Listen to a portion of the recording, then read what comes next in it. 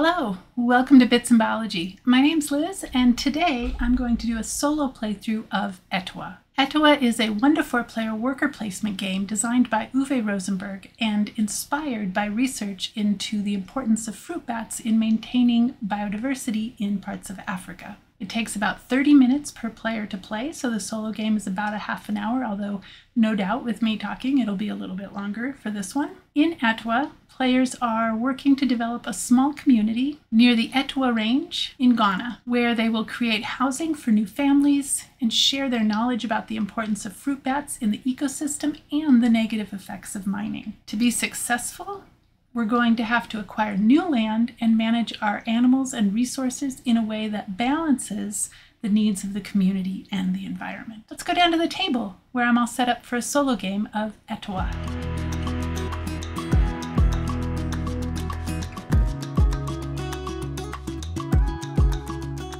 Right, here we are set up for a solo game of Atiwa.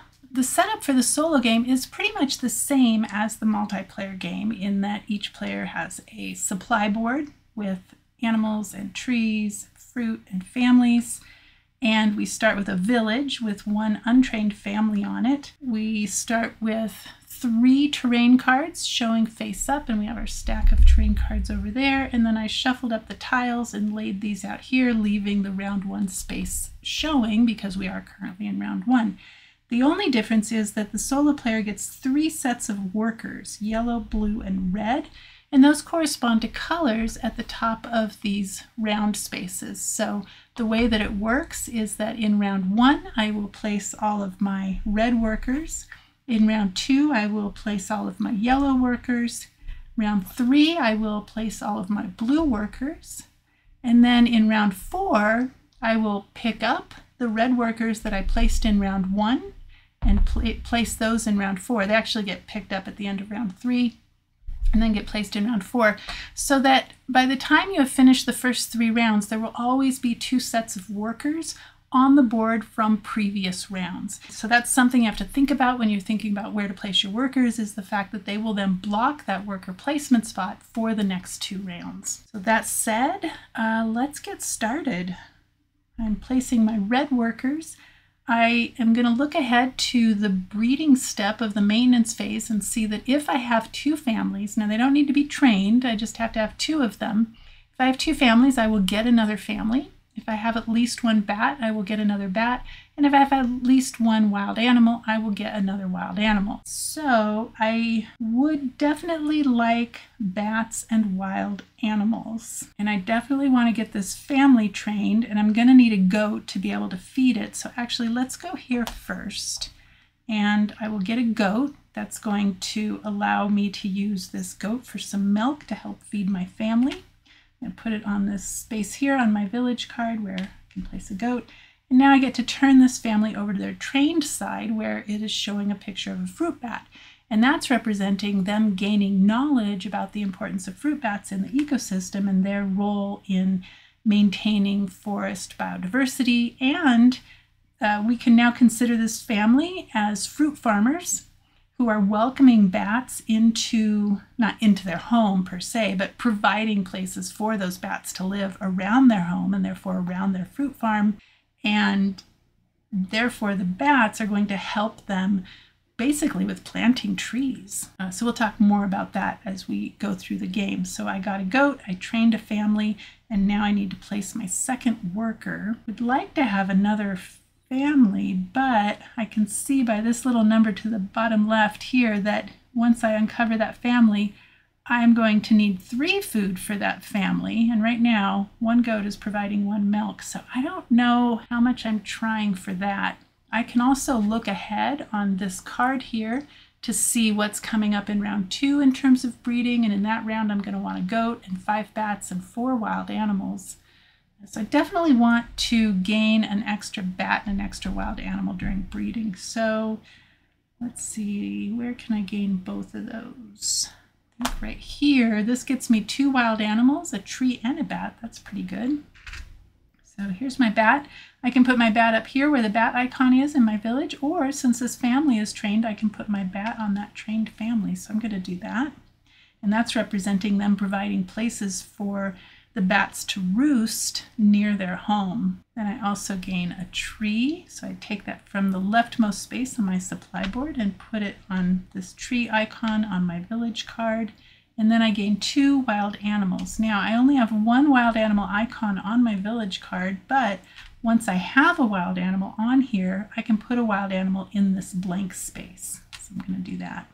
Now I have 1 more worker. I don't have any place to put an extra wild animal right now. However, oh, this could work. If I come here to this first worker placement spot, I will gain a family that I immediately get to train.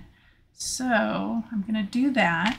Now I have a space available so that during breeding I'll be able to bring in another family, and I'm going to need 3 food for my 2 families. The goat is going to provide 1 with its milk, leaving me with a 2 food deficit, and that is going to be provided by my wild animal, which will free up a space for my wild animal to come back. So we'll see how that works in just a moment, but let's not get ahead of ourselves.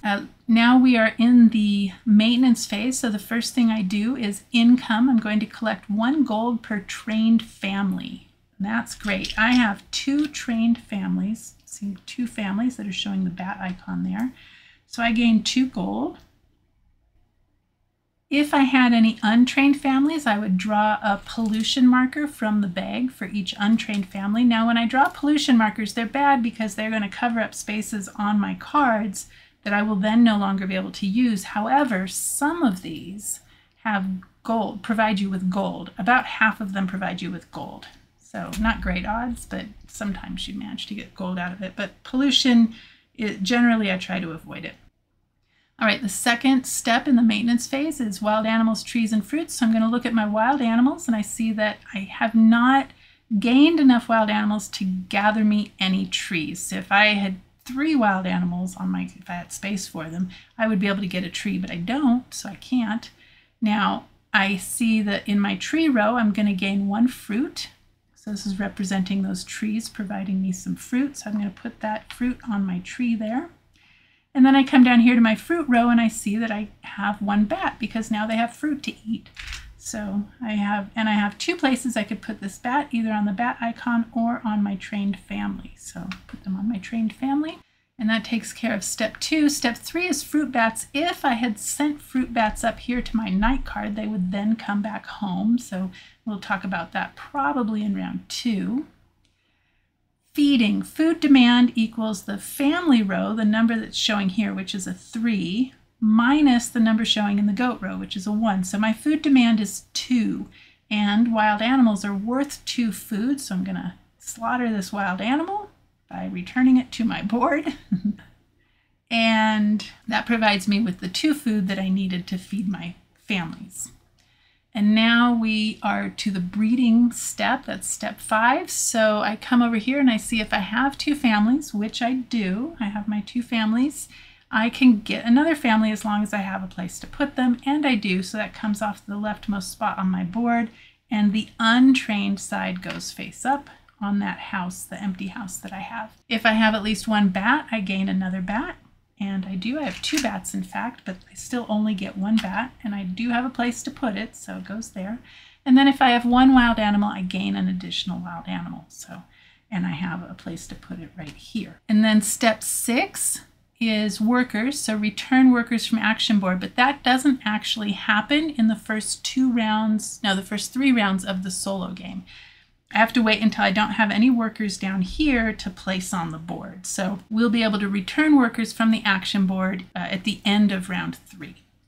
And then we come to step 7, which is preparation. So I get new terrain cards. Now in the solo game, according to the rule book, I don't touch these cards as you would in a multiplayer game. In a multiplayer game, I would remove all of these. They would go into a discard pile, and then I would replace them with 3 new cards. In the solo game, according to the rules, you just leave these in place and you only add new cards if there is an empty space.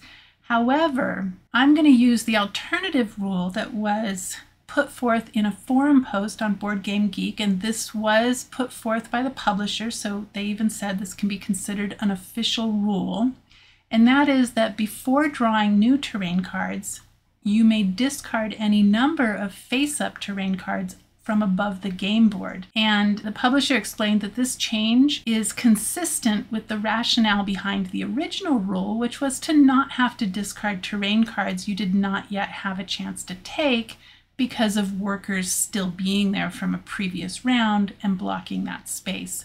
And so I can choose to discard any of these. So I'm going to take a look. I actually didn't take a look at these before. So here I have a cottage. Now it's worth -2 points, but it does provide me a house, which is actually pretty useful. Now the location cards also provide me with empty houses, and they're worth points, but they cost me gold and trees. So I don't think I want to get rid of this quite yet. I might choose to later, but it does provide me space for 2 goats and 2 wild animals and 2 bats, and it has a blank space. So I don't know. I don't think I want to get rid of that one yet.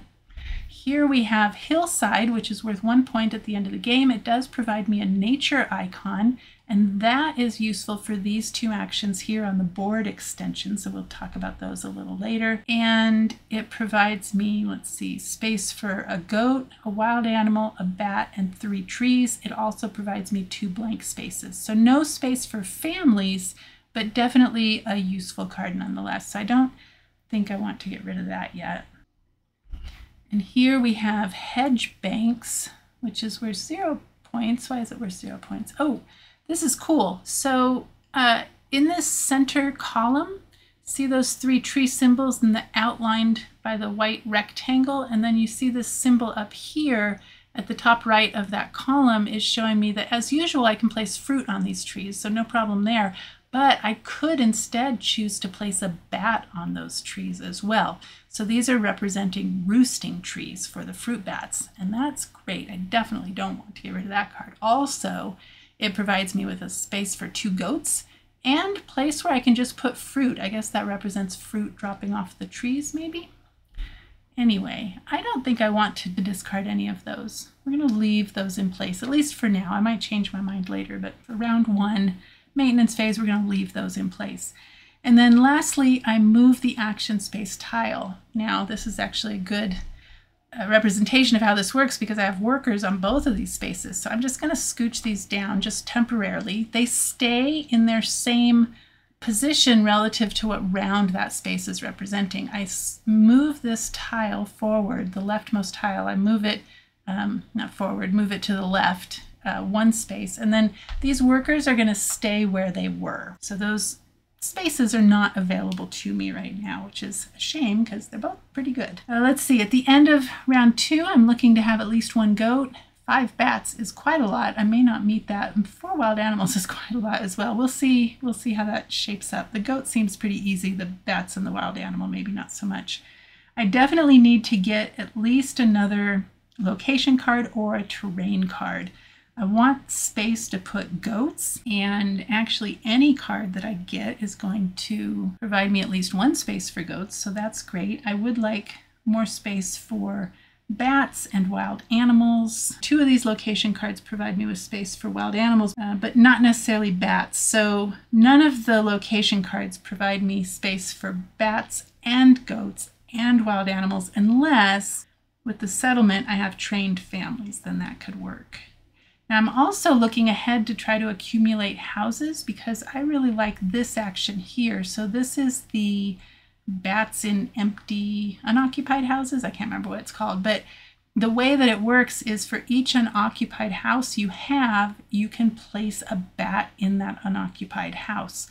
And so that's a really neat way to get a lot of bats all at once if you manage to accumulate a lot of empty houses. So let's see, I can see that I'm placing my yellow workers in this round. So I'm going to just move those up there. And I think I want to get one of those terrain cards. Keeping in mind I'm trying to accumulate empty houses, I think I want to go, oh, that doesn't have a place for a tree.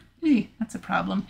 So this one is above the worker placement spot that gives me a tree with fruit, but I have no place to put that tree with fruit right now, so maybe I don't want that one yet. Maybe this doesn't give me a space for, oh yeah, it does give me a space for bats because the bats can go in the trees. I kind of like that, and it gives me a wild animal, which is great. Let's take the hedge banks. Let's do that. We'll put that right here, and I also get a wild animal, so that comes off of my, Whoops. Okay, wait, back this up. I have no place to put a wild animal. Man, these cards did not end up in good spots. So let's go over here and take hillside. We'll take the hillside because this gives me a place to put the bat that I'm going to get. And it has a place for wild animal and a place for a goat and places for trees. So that's a pretty useful card. It does give me a bat, so it comes from the general supply and goes right there. Now at the end of my turn, I can choose, if I have 3 bats, which I do, I can take those 3 bats and move them to my night board. So they're going to go out and forage for food, and they are going to eat one of my fruits. That gets returned to my supply board. And then because of that, they're going to now poop out the seeds, and boom, I get a new tree. And now I have a place to put it. So that's great. And this does not get replaced right away, that terrain card, which there would be no reason to replace it right away because this worker placement spot is being taken up. So that just stays the way that it is. And now I am on to my second worker. Again, I'm trying to get up to 5 bats. I'm already at 4 bats, actually. And if I manage to uncover some fruits, I can get some more. And I want to get 4 wild animals. I only have 2 right now. So, and I do have places to put them because I have a wild animal spot here and a couple of blank spaces. I do want to get that family trained as well. So let's go here because I know I want to train the family. So that's going to let me train this family down here.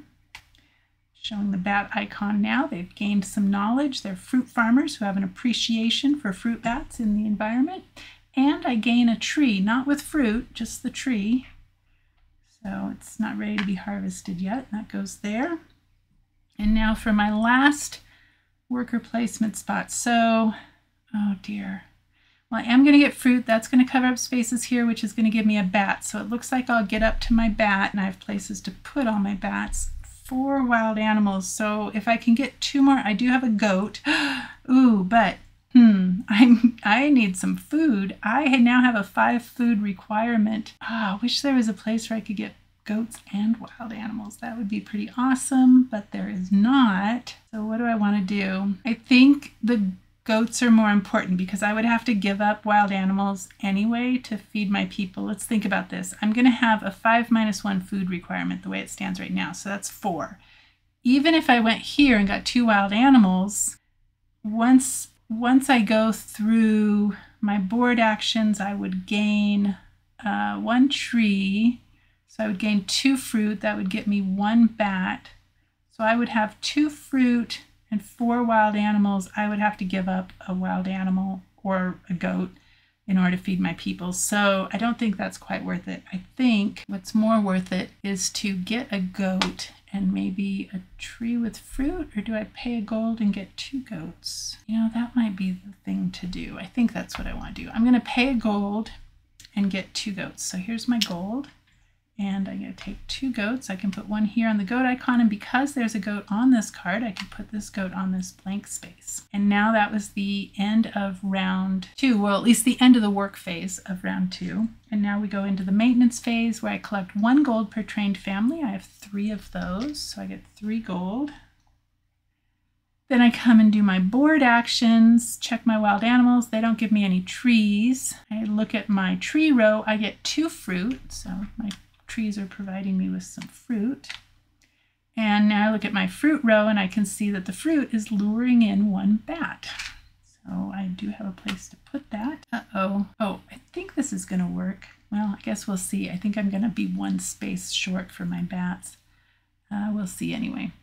Fruit bats. Returned fruit bats on my night card to my tableau. So these can go onto my trained families. And then I go to feeding. So that's food demand equals family row minus the goat row. So that's 5 minus 3. So I have a 2 food deficit. So that is equivalent to a wild animal. Oh, I think this is going to work out. So that wild animal gets returned to my board, feed my families. So they went hunting. And now I come to the breeding step. So I do have 1 goat, so I get another goat. That's going to go there. And I do have 5 bats, so I do get another bat, and that can go here. I do not have 4 wild animals, so I don't get any additional wild animals. And now we go into, normally we would go to step 6 where we return the workers from the board, but again, in the solo mode, we don't start returning workers from the board until the end of round 3. And so then we come to step 7, which is preparation. I refill that terrain card. Before I do, I could choose. Remember, I'm using the alternative rule that showed up in a Board Game Geek forum post from the publisher, so I will provide a link to that in the description, that would allow me to discard any number of cards before refilling those spots. I don't have to, but I could choose to. I am not going to choose to because I'm still not convinced I don't want those. I think I will maybe want them eventually, so I'm just going to refill this spot here. Well, that's a cool card. So this card, the Ruins, well, it's worth -2, which is not great, but it does provide me a nature icon. And it provides me with 2 empty houses. Now, these houses are not habitable by families, and you can see that with the red line through them. However, they would work for this bats in unoccupied houses action. And what's more, there are plenty of spaces for bats on this card, so that's pretty good. But I don't have access to that until until I pick up my yellow workers. So I think that occurs, when does that occur? Round 5. It doesn't occur until round 5, so I won't have access to that till round 5. All right, now we are going into, oh wait, we gotta move this over. So I scoot this tile over, but that worker stays in that round spot. And now we are going into round 3. For the breeding step of the maintenance phase, I'm looking forward to, if I have 3 families, which I do, I get another family, but only if I have a place to put them, which I do not currently have. If I have 6 bats, which I do have, I would get another bat. And if I have 2 wild animals, which I don't currently have, I would get another wild animal. So I'm going to be looking ahead to that. Maybe I've got 4 gold, which is enough to get a settlement. I would need 3 trees to do that. Now, if you give up trees to buy locations, if there is fruit on those trees, you would lose that fruit. So I don't think I want to do that quite yet. I think I want to come up here. I do have a place to put a wild animal. So I'm going to get this hedge banks because this is providing me places for bat, for goats, and for fruit and for trees.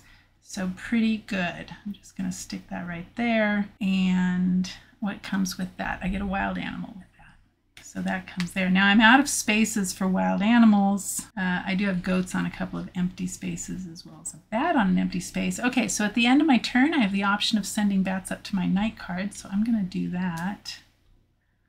Send 3 bats. I have to pay 1 fruit. So that's representing the fruit that they eat. That gets returned to my board. And I get a tree. So they pooped out some seeds and voila, I have a tree.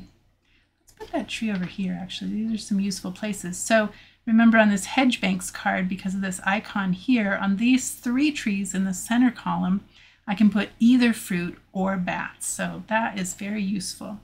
I have 2 workers left. I don't have to train any families, but I do want a space to put families.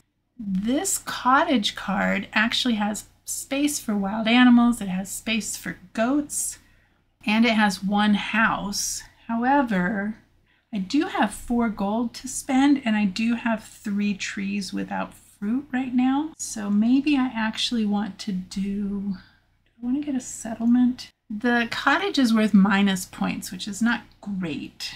However, I don't have to pay for it.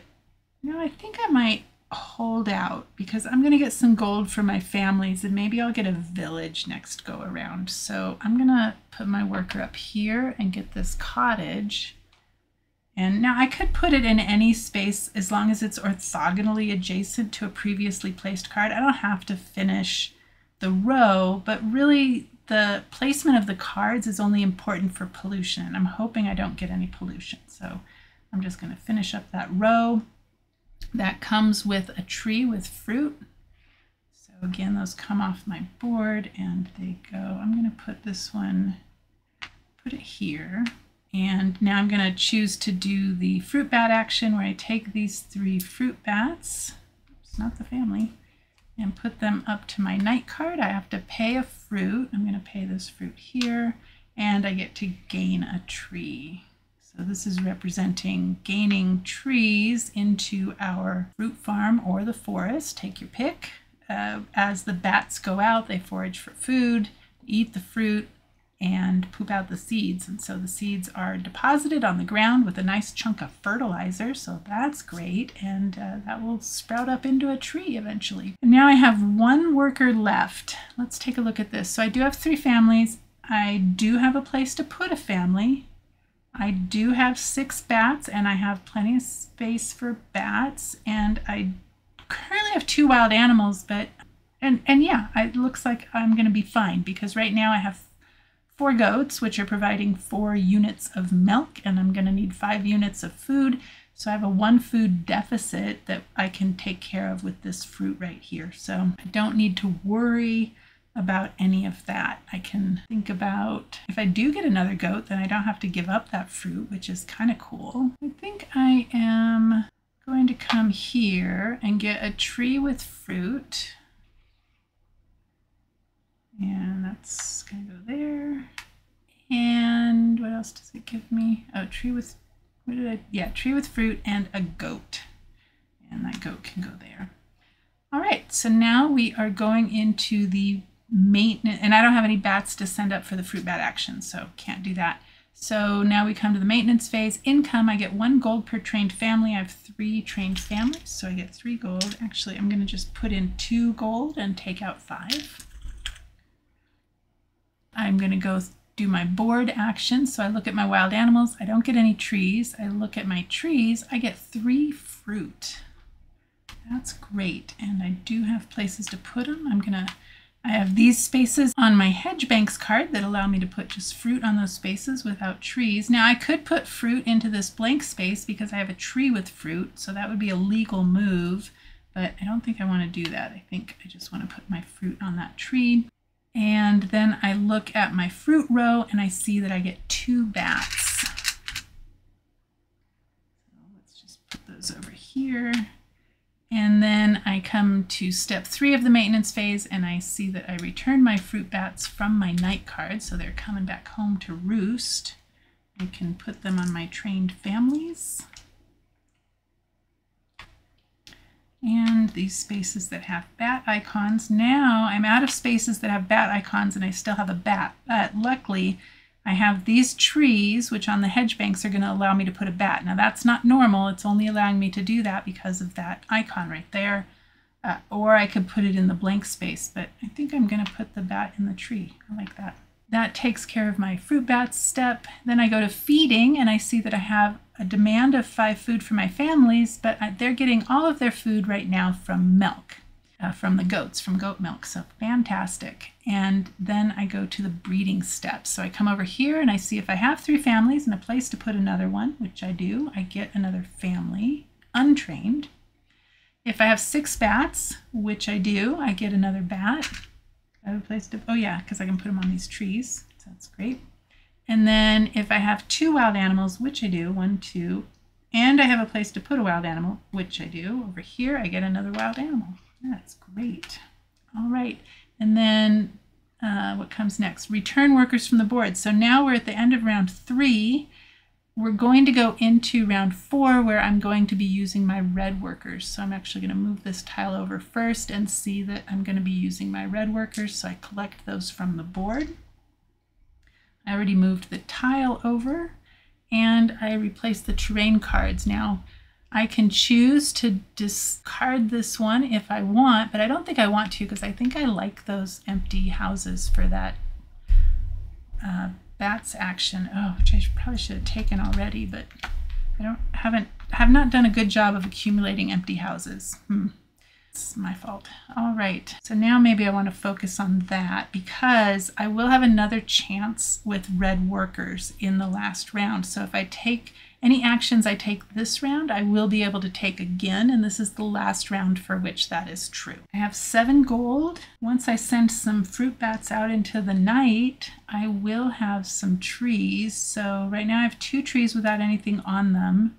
So if I want to be most efficient, I can send some fruit bats out, and then that'll leave 4 trees, 5 trees uncovered. Perfect. I'll be able to get a village. So not on this first turn.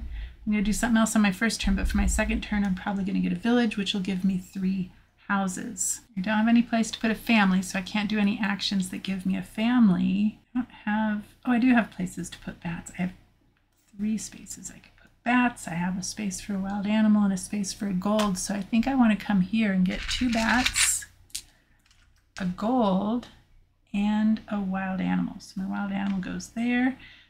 This is a blank spot, so I can put a bat on there because I already have bats on that card, and that's the same deal right here. That is a blank spot. Oh, I do need to train that family too, so where can I train a family? I don't have any place for, okay, I don't currently have place for wild animal. I'm going to send some bats out into the night. So I'm going to take these 2 off these 2 trees. I'm going to take this one off the blank space. That's what I want to do. So there's my 3 fruit bats. I'm taking the fruit bat action at the end of my turn. It'll cost me a fruit. Put that up there and it'll gain me a tree. Do I have a place to put a tree? Yes, thankfully I do, right there. Okay, now with my second worker, I'm going to come here and pay 7 gold and 5 trees. So 1, 2, 3, 4, 5. Uh-oh, I took away some roosting spots for bats. That's not great. We'll see what happens, I guess. So 5 trees go back on my board. So you take them off from left to right and you return them from right to left. And that gains me this village. Just put that right there. So now I have another space for a bat, a tree, a wild animal, a goat. I have a blank space and 3 houses, 3 empty houses. So looking ahead to the breeding, I already have the 2 families. How many bats do I have? 3, 4, 5, 6, 7, 8, 9, 10. I do have the bats and I have the goats. I do want to send the bats up into the night. Let's do that. And that'll cost me a fruit. And I get a tree.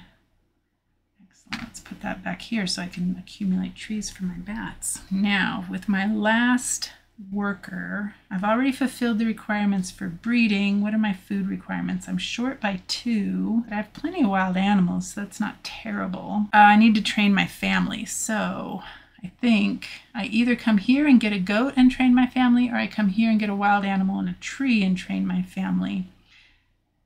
I am going to get a tree during the maintenance phase, which is going to uncover that and allow me to get 3 fruits.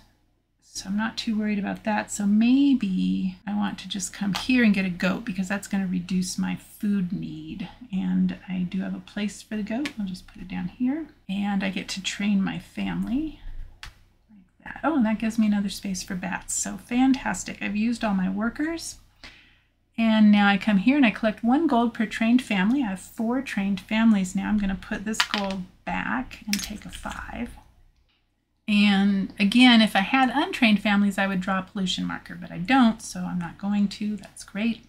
Then I look at my board and I see that I have removed enough wild animals now to give me 1 tree. Put that there. And I've removed enough trees to get 3 fruit.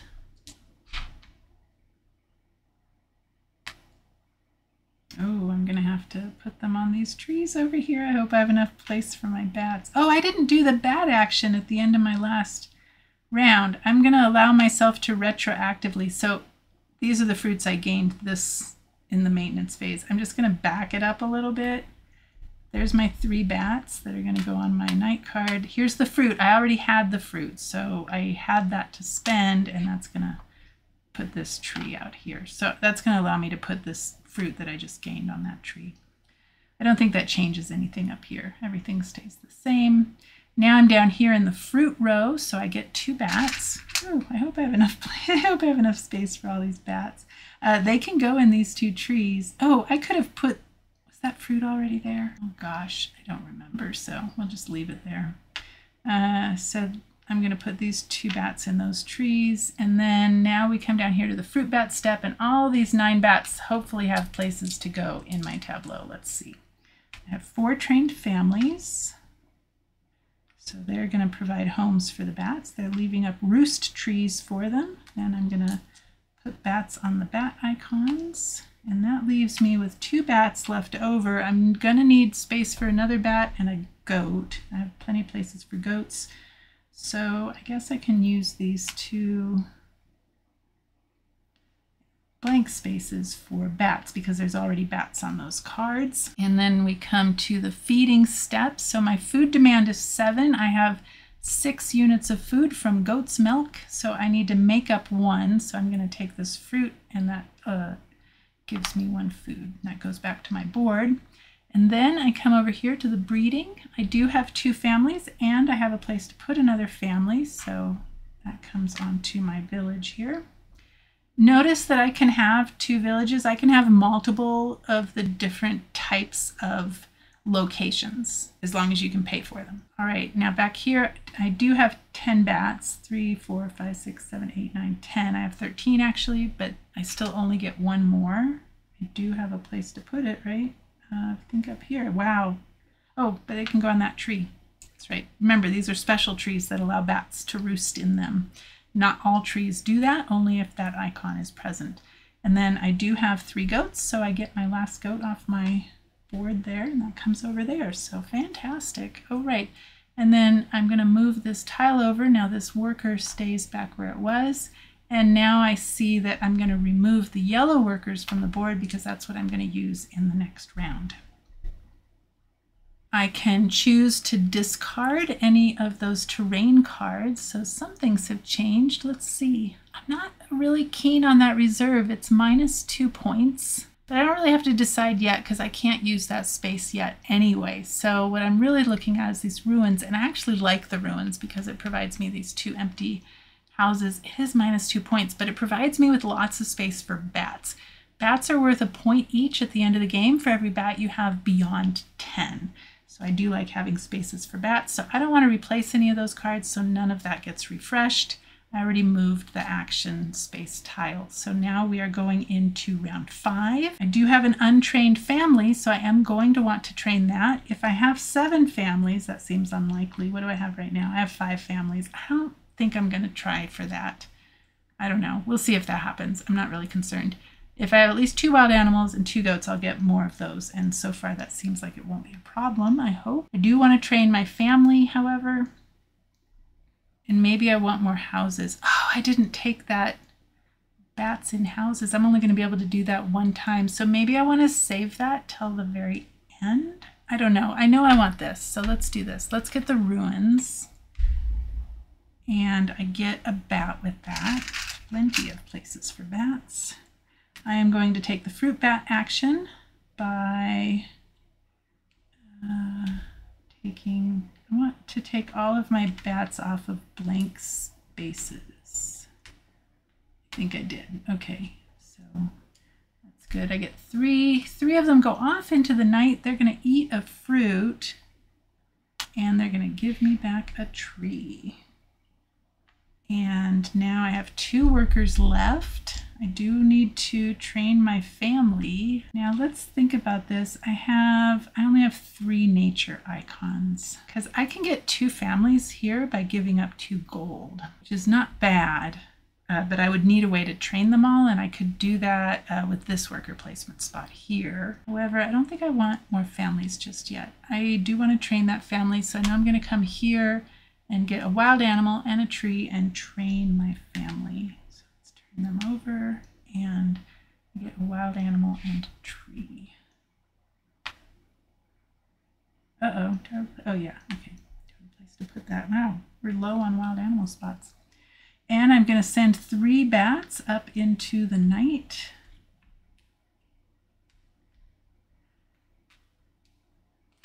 And they're going to eat a fruit. That, and they're going to give me back a tree. I'm running out of places to put trees, so I probably ought to spend them, but not yet. I like having, I don't like purchasing locations on my last turn of a round because that actually puts a lot of trees back on the board, which limits how much fruit you get back. And so I try to avoid that unless I have to do it. All of my families are trained. I have 1 more worker, so I can't get any more goats. I could get 2 more wild animals. I'm only going to have a food demand of 2 right now. I'm going to come over here and just get 2 wild animals. Is that what I want to do? Yeah, I'm just going to get 2 wild animals. I think that, oh, I do have places to put them because I have these blank spots. Woo, that was a close call. I don't currently have more places to put wild animals though. Are there? Oh, there are blank spaces. Do I have more spaces? I do have a goat space over here. I am going to take a goat off when I'm feeding. So, okay, I think this is going to work out.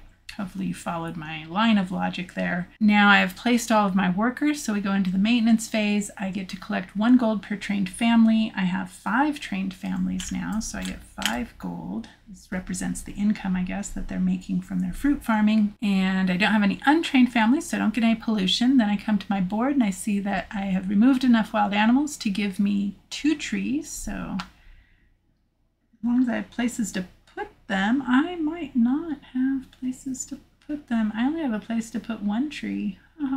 Okay, well, that means I don't get both of those. Oh, that's too bad. I would have gotten 5 fruit. Do I really not have any place? Yep, I really don't have any place to put that tree. Oh, that's unfortunate.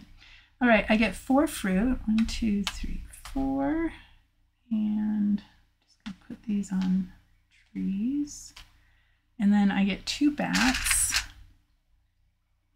Lots of places for bats in the ruins. That's thematic. And then I come to the fruit bats phase. So these, oh, I don't have any place to put trees anyway. I only did the fruit bat action twice. I need more places to put trees. I can put that with my trained family. And then I'll just fill up all these bat icons.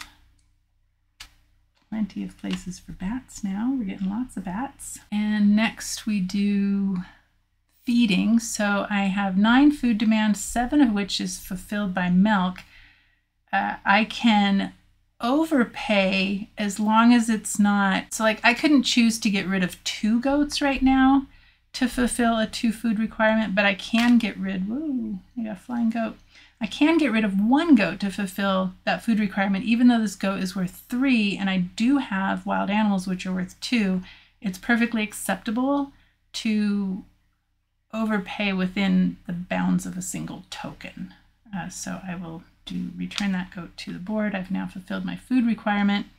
And now we come to breeding. I don't have 7 families. I only have 5 families, so I don't get another family. I do have many wild animals, so I do get another wild animal as long as I have a place to put it. And I do have a blank spot here to put my wild animal, and because there's already a wild animal on that card. I do have at least 2 goats, so I get another goat as long as I can place it, and we can put it right there. And we're going to move this tile over, put that worker back where it was, and remove the blue workers from the board. That's what I'm going to use in round 6. So we have 2 rounds left. I think I need to buy another location. What do I have? I have 10 gold. How many trees do I have? They're all covered up with stuff. Let's do not on my first action. So I will get a town probably. So with my first action, what do I want to do? Oh, I can come up here. Let's see, what do we have? The reserve is -2 points. It does provide me places for wild animals, which I'm a little short on, and this does not provide me place. Oh, I didn't fill this back up. Oh, and I could have chosen to discard one of those. You know what? I back up. I didn't do the new terrain card step from the maintenance phase. I'm gonna discard this reserve. Okay, so then I fill these back up. Oh, it's a baobab forest. I love those trees. They're so cool looking. And then we have a haunted house. Oh, that's kind of cool. Oh, do we want that? I don't have any place to put trees right now. That's a problem. Can't get the baobab forest right now. I guess I want this meadow. I don't know if that's my best decision, but I need places to put things. It gets me a, whoa, I don't have a place to put a wild animal. Ay, ay, ay. Oh, what to do? I will have a place to put a wild animal shortly because I think, do I have bats? Oh no, I don't have bats covering up blank spots. That's unfortunate. I don't even think I have trees covering up blank spots. Oh dear. I need a place for wild animals. I don't have any wild animals. Oh, get the haunted house? I don't have a place to put that tree. But if I go there, I don't have a place to put the wild animal. This is all unfortunate. Maybe I just do the town now, but that would lose me out a lot of fruit. How much fruit would I lose? Oof, 4. I would lose 4 fruit. I guess we just don't have a place to put a wild. No, I'm just going to come here, and I don't have a place to put the tree with fruit. And I think because I can't place both of them, I cannot just take the fruit, because when you place a tree with fruit that you get, you have to place them both on the same spot. So I don't think I can take that. I will just take the haunted house, which I just noticed is -1 point. That's unfortunate, but we'll just go with it. It does have a house, so that's kind of what I was looking at. All right. Don't know if that was the best action, but it is what it is. I'm going to take the fruit bat action. I don't think any of them are covering up blank spots. That's too bad. All right, let's just take them off these trees. So I move 3 fruit bats up. They are going to eat a fruit. Let's eat that fruit. And that will give me... I don't have a place to put a tree. Oh, this is horrible. Okay, I got to back it all up. I'm just going to back it all up. Back it all up. I don't think there's anything else to back up. I think I'm just going to have to go for 1, 2, 3, 4, 5, 6, 7. I'm just going to lose a bunch of fruit. I guess that's what's going to happen. I'm going to come here and get a town. Is that what I want? A town? Doesn't provide a place for wild animals. What do I get here? I get wild animal. It's worth 13 points though, and it has 4 houses. So sticking with it. It cost me all my gold, and it'll cost me 7 trees. So this is how this works. There's 1, 2, 3, 4 that don't already have stuff on them. But then I need 3 more trees. These 3 trees have fruit on them. These 3 trees have bats on them. I don't want to get rid of bats. I will instead choose to get rid of the fruit. So those fruit go back to my board. I get no compensation for them. When you cut down a tree, you'll lose the fruit. So there's my 7 trees. Those go back to my board. A little bit of poor planning on my part. I already got my town. Okay, and I paid my trees, paid my gold. Let's do the fruit bat action. Let's take them off these trees and put them up here. They will eat a fruit, and I gain a tree, which I now have a place to put. I have plenty of places for trees now, actually, because I spent them all. I cut them all down to build my town. Almost all of them. All right. That was the fruit bat action. I put my 3 bats, I did my fruit, and I took a tree. Now I could come up to this haunted house, because now I could take that. That's going to go right there. And now I can take that fruit, tree with fruit, and I'll just put that right there. And now, if this worker placement spot was not covered up, I would be able to get a family and train it in the same turn, but I can't do that. So if I got a family right now, they would be untrained and I would gain a pollution, and that would have to go right here, and that would get rid of my tree, and it would cover up a really valuable spot, which I should have thought about when I placed the hedge banks there, but I didn't, and now I'm not happy about that. So we're just not going to get a family for sure, because I don't want to get pollution. And so I think I'm probably not going to get more houses. So now would be the time to take this action. I just realized I didn't do the fruit bat action, okay, after my last turn. So hold on, we're going to do that. But right now I want to do the fruit bat action. So we're going to put 3 fruit bats. They do say in the, so spend a fruit. They do say in the rule book you should allow players to retroactively do the fruit bat action, because people forget it all the time. I can vouch for that. I forget it all the time. Okay, so now I did the fruit bat action. Now I'm going to come over here and do bats in empty houses action. So this is a fun action. I now have 1, 2, 3, 4, 5, 6, 7, 8. I have 9 empty houses. So I get to place 9 bats. 1, 2, 3, 4, 5, 6, 7, 8, 9. This is the only way to get anything in these uninhabitable houses. They're uninhabitable by humans, but bats can live in them. The only way to put bats in houses is with this action. I'm not going to be able to take it again because that blue worker is not going to come back off the board. Oh dear, I'm not going to have place for all my... Oh, I have a haunted house. Oh, whoops. Oh, I think I did that wrong. Hold on. I wasn't putting them in houses. Whoops, I got carried away. I don't know where I put them, but it's going to work out all right. I forgot about this house here, this haunted house, right? 1, 2, 4, 3, 4, 5, 6, 7, 8. Oh no, I did take it into account. So where did I put that bat? I don't know. I'll just put that bat there. So it was 9. 1, 2, 3, 4, 5, 6, 7, 8, 9. Okay, good. 9 bats, and I get 1 gold. Which seems anticlimactic from getting 9 bats. I hope I have a place to put all the bats. Let's do the fruit bat action before I forget. We will fly up 3 of our fruit bats. Now, if I take them off of houses, they're not going to be able to come back to houses, but I'm okay with that. I'm going to take 2 of them off so that maybe I can put 2 families there. So there's my 3 bats for my fruit bat action. I have to spend a fruit, and that will get me a tree. And that was the last action of round 6. So now we come to income. I have 1, 2, 3, 4, 5 trained families, just like last time. So 5 gold. And no untrained families, thankfully. And then I go to my board and I can see that my wild animals are giving me 2 trees. As long as I have places to put them, which I do. I get 4 fruit. I wish it was 5. That would get me another bat, but too bad. And now I come down here and I see the fruit is only giving me 1 more bat. That's going to come into my haunted house. And then I go to the fruit bats.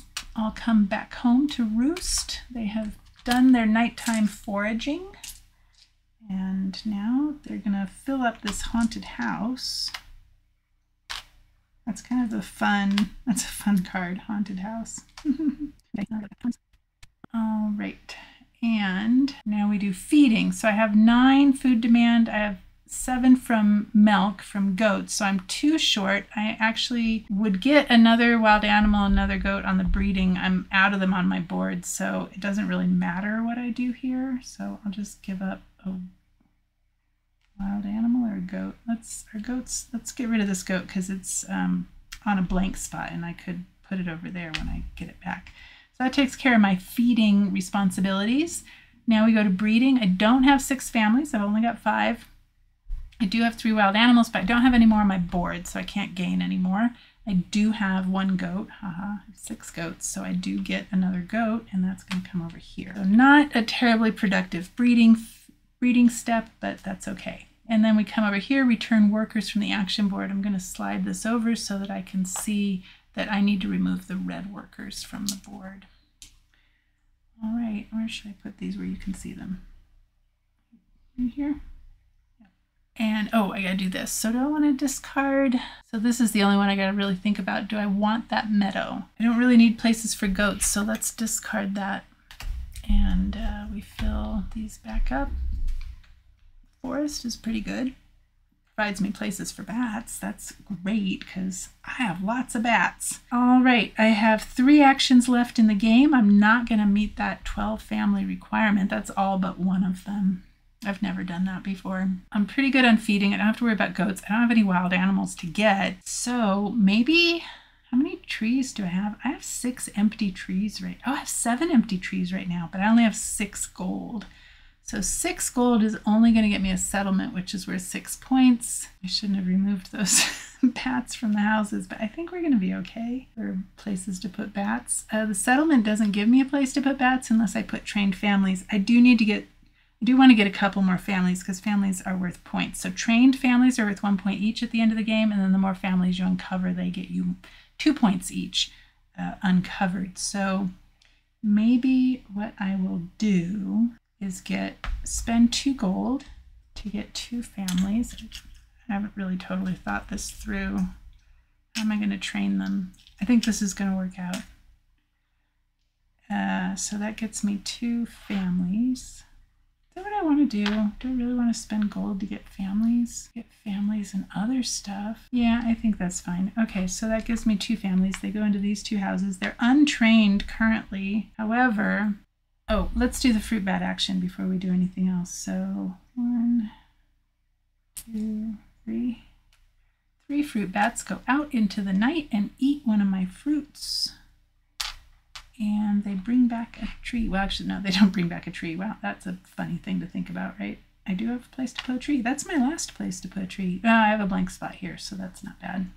That's a blank spot, but I'm not getting rid of the wild animal. I do have a blank spot here, and I have 2 over here, so we're doing okay. What I really want is more bats. This lets me train both of my families in one go, and I think I like that, but this allows me to train one family and get 2 bats, and I kind of like that. So, you know, I think I'm fine with that. Let's train a family.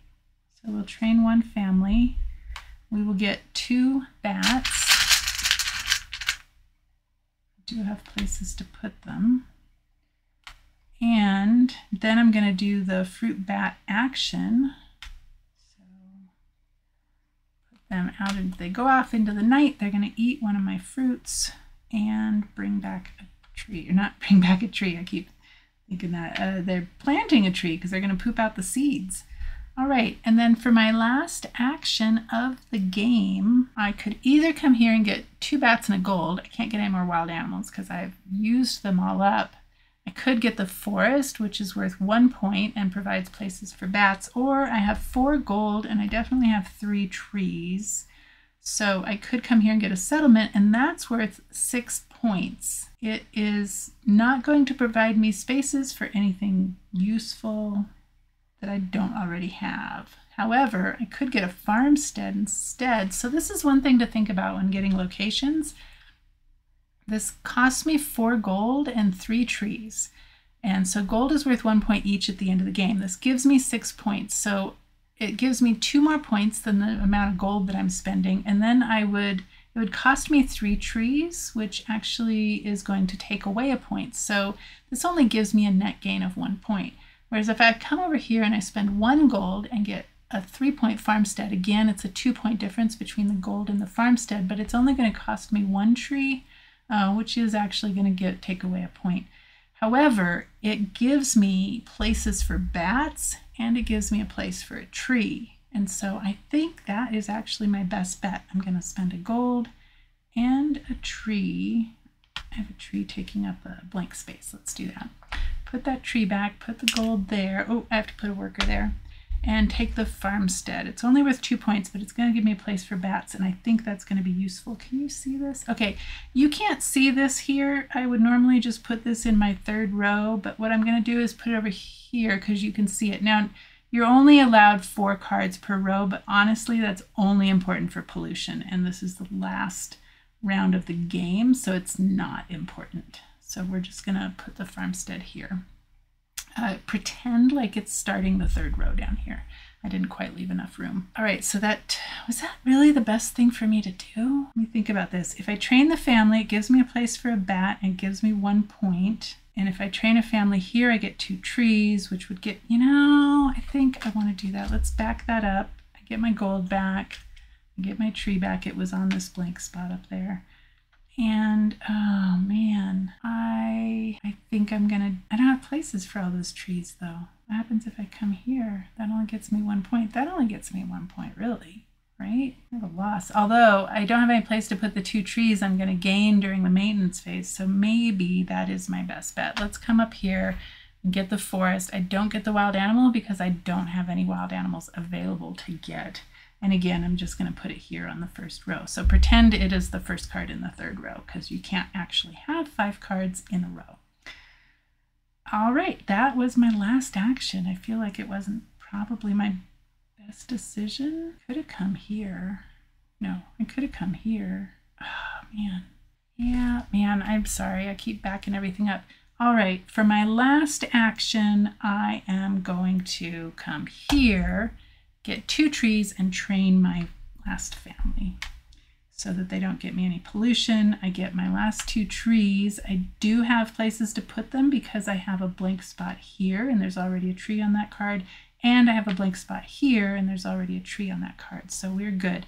I'm going to send 3 bats up for the fruit bat action. That's going to cost me, no, I'm not. I don't have any fruit. I mean, I have fruit. I have fruit to go up. I don't have any trees, so not doing the fruit bat action. I don't know where these were, but it's not going to be important because they weren't on blank spots and they weren't in houses, empty houses anyway. All right, so that is the end of round 7. And I come to the maintenance phase. We're only going to do the first 5 steps. So I do the income. I have 1, 2, 3, 4, 5, 6, 7 trained families. So I get 7 gold. Oh, I forgot about the gold that you get for the family. So I think I did do the best action. And then we do our board. So I would get 2 trees if I had any trees to get, but I don't. But I do get 6 fruit, and I do have 6 fruit on my board, so let's do that. I'm not going to put them in these trees that can hold bats. Remember, those are special trees. And I come down here, and I was 1 fruit away from getting 3 bats, but I do get 2 bats.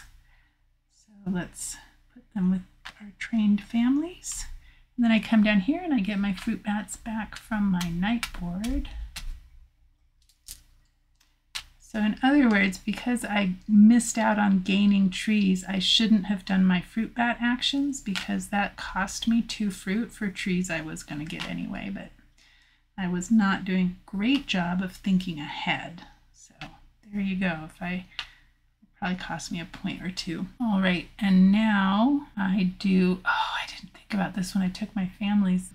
Now we do feeding. So food demand is 13. I have 7 in the form of goat's milk. So I'm 6 food short.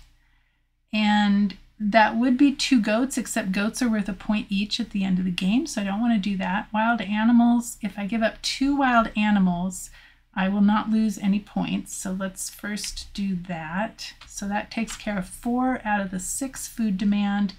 If I give up 1 more wild animal, I lose 1 point. If I give up 2 fruit, I lose 1 point. So it's kind of a wash. So we'll just give up another wild animal. So they went hunting. They met all of their food demands for all the families. And now we do breeding. I don't have 12 families. You would have to have all but 1 of your families off your supply board to meet that requirement. So I don't get another family. So now we just go into scoring phase. So let's see. Put that there. You see that okay? The first one is gold. So gold is 5, 7, 8, 9, 10. I have 11. Oh, earthquake. No, do they have earthquakes in Ghana? That's a good question. 11 for gold, and then I count up the points on my cards. I have 1 plus 9 is 10, minus 2 is 8. Oh wow, I have a lot of minus. 8 minus 1 is 7, plus 9 is 16, minus 2 is 14, plus 13 is 27. And then this is for my supply board, so I can see I have 1 point for my wild animals. I have 6 points for my fruit, so I'm up to 7. 2 points for my fruit, so I'm up to 9, plus 13 for my families brings me up to 22. Plus 7 for my goats brings me up to 29. And my trained families, I have 1, 2, 3, 4, 6, 7 of those, so that's 7 points. Bats, so bats are a little funny. We count how many we have and then we subtract 10, and that's how many points we get. So 1, 2, 3, 31 bats, so I get 21 points. And then finally, I didn't get any negative points for not having enough food, so that's great. And now we just add that up. 95, that's about average for what I've been doing. So the goal stated in the rule book is 120, which I have never reached. I've never even gotten close. I've broken 100 a couple times. I've played solo maybe a dozen times, I think. And in a Board Game Geek forum post, the publisher actually lowered that goal down to 110 points, I think because of outcry from the solo community. But 110 is still challenging. I don't remember my highest score yet, but I think it was around 104 maybe ish. So anyway, 95, that's respectable. It does not meet the goal, so we didn't win.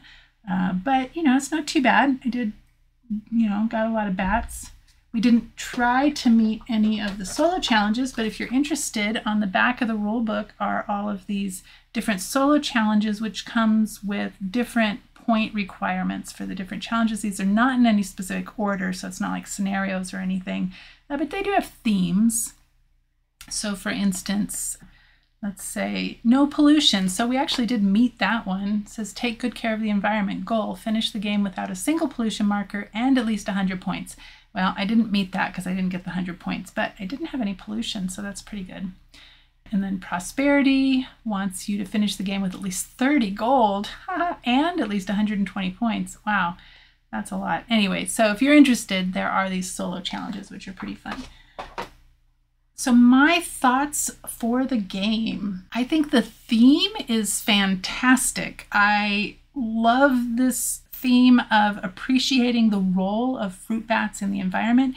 And this game doesn't even actually address their role as pollinators. Fruit bats actually serve as pollinators as well as helping reforest areas through pooping out the seeds after eating the fruit. So I think this theme is fantastic, and I think Uwe Rosenberg did a great job of balancing the fact that we need to acknowledge that people need to live and make a living, right? So you do have to have some families that garners you points. You do have to meet food demands for those families, so that's a little bit realistic. And we do have this idea of training those families to appreciate the role of fruit bats in the environment. And then in my mind, it doesn't say this in the rule book, but in my mind, these become fruit farmers. And so they understand the role of fruit bats in the environment and are providing habitat for those fruit bats around their homes, which is also going to be around their fruit farms, and will actually help them in the medium term. And so I love the theme. I've played this game now, I think about 20 times. I've played it 4-player 3 times, 3-player a couple of times, I think. And then I've played it 2-player a couple of times. And then the rest of the times are made up with solo games. So I've played it at all the player counts, and it was great at all the player counts. And what's more is my mom played this, and she actually did really well at it and understood everything. It's a slightly more complicated game, so I wouldn't use this on somebody who's never played modern hobby board games.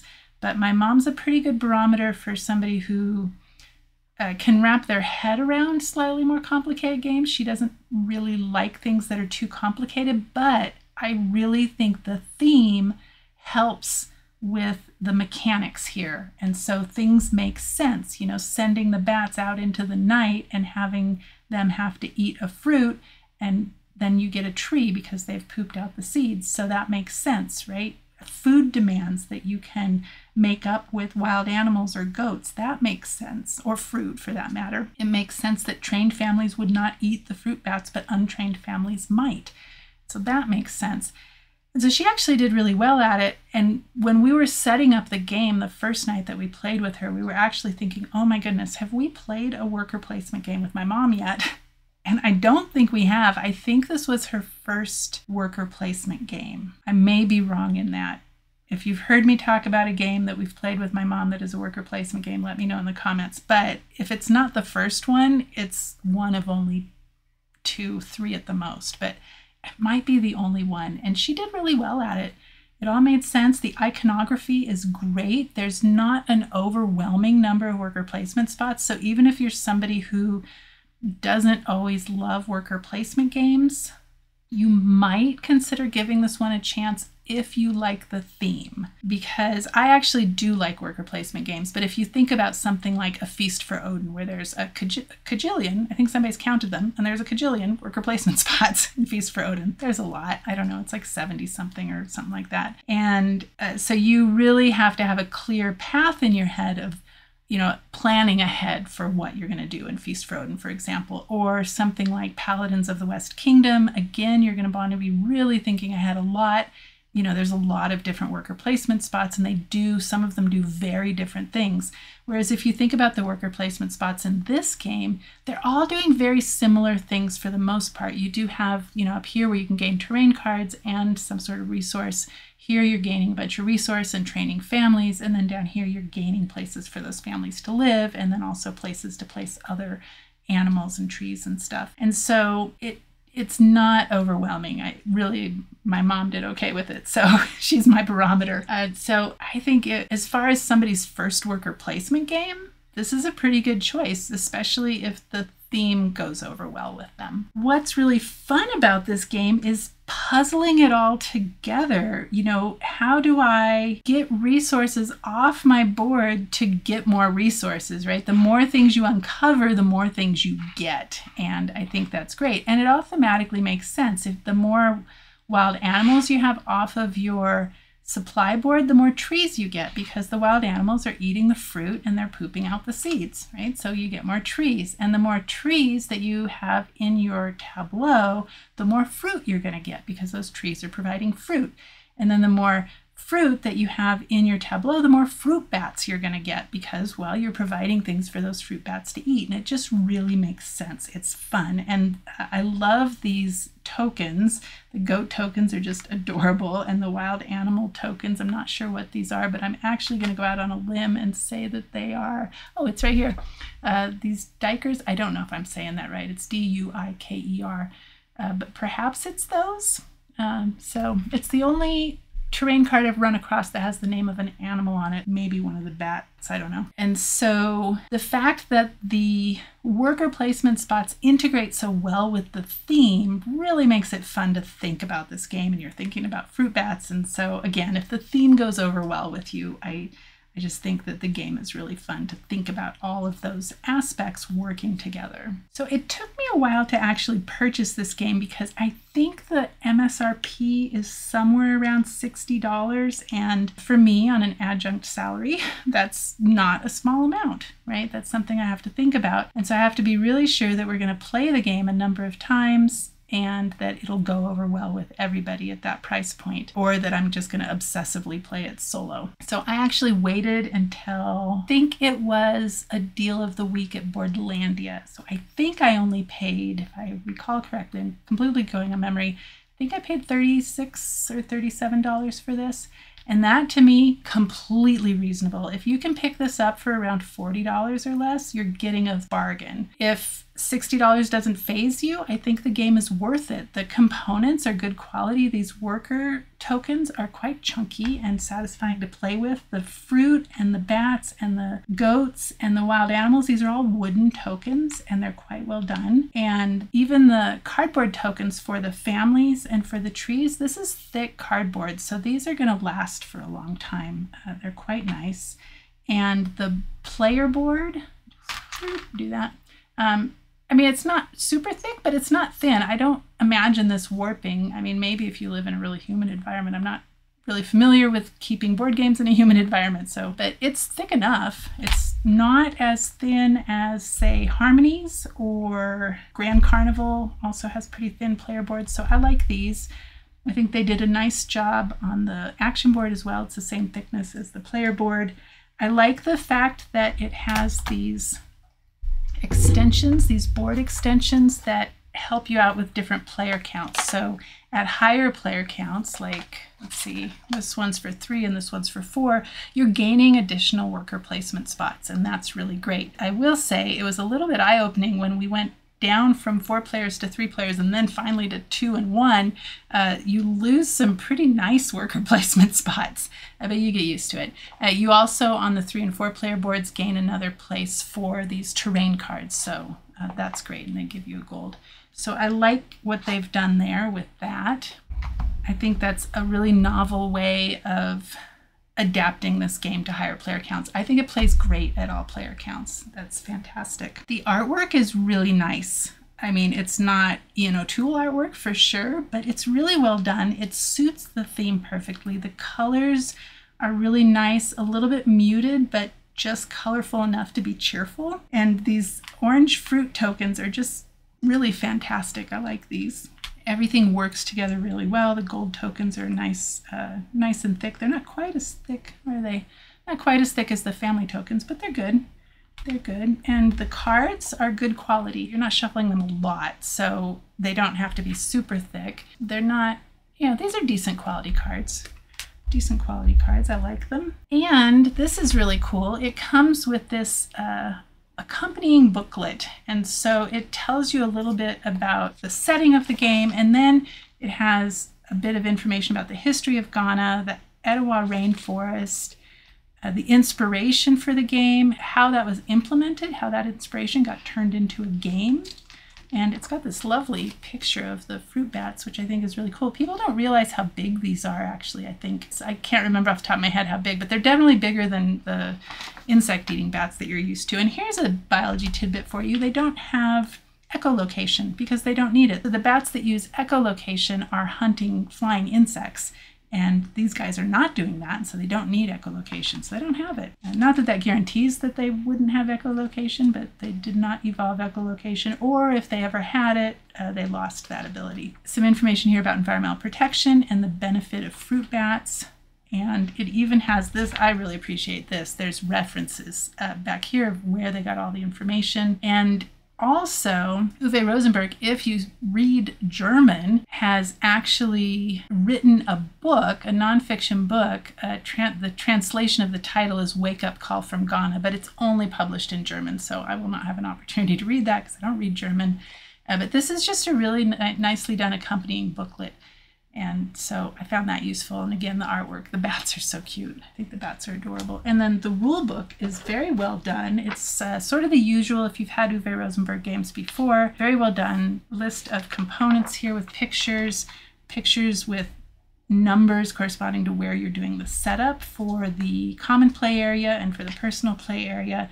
All of the iconography is very clearly explained. And then what I really like about these Uwe Rosenberg games is they'll give you, very often these are actually tips about playing the game, but this is just a little picture of, cartoon picture of Uwe Rosenberg and just telling you what these different actions represent thematically. And I really like that. It's color coded, it's laid out really nice. It's very easy to read. If you go to Board Game Geek in the forum section, you can see that there's not too many rules questions. The rulebook does a good job of explaining the rules. The things that people found most confusing were this space where you get to put bats on all of the houses. And honestly, it's worded correctly in the rulebook. It's just sort of different worker placement spot. And so even reading it, you might not quite understand it. I didn't when I read it the first time. And then the other thing that people have questions about is placing pollution. But they, with the rules modification that they've done via the Board Game Geek forums, they've even made it easier. But basically the way it works is you put pollution first in these middle spots and then in these top corner spots, and you do that row by row, and then you go into the second row and then the third row.